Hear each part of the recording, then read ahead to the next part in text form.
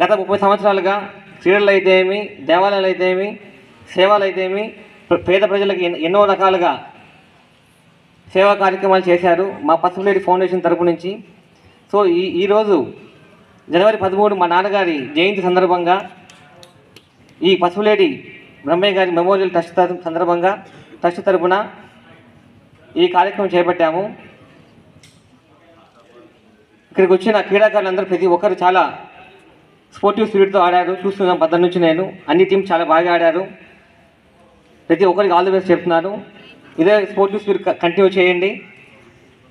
ఎవరైతే ఇక్కడ final select అయ్యే జట్టు బీహార్కి వెళ్తుంది, స్టేట్కి, మన స్టేట్ రిప్రజెంట్ చేస్తుంది. సో మన స్టేట్ యొక్క నేమ్ బాగా మీరు ఇండియా లెవెల్ తీసుకెళ్ళాలి, మంచి పేరు తీసుకురావాలి. అందరికీ ఆల్ ది బెస్ట్.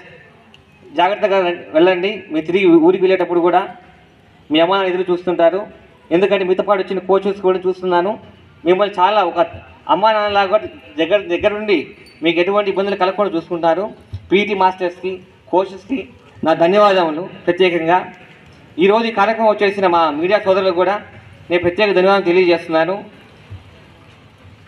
ముందుగానే ప్రెస్ మీట్ చెప్పాలనుకున్నాను, కొన్ని కారణాలు రాలేకపోయాను, మన్నించండి.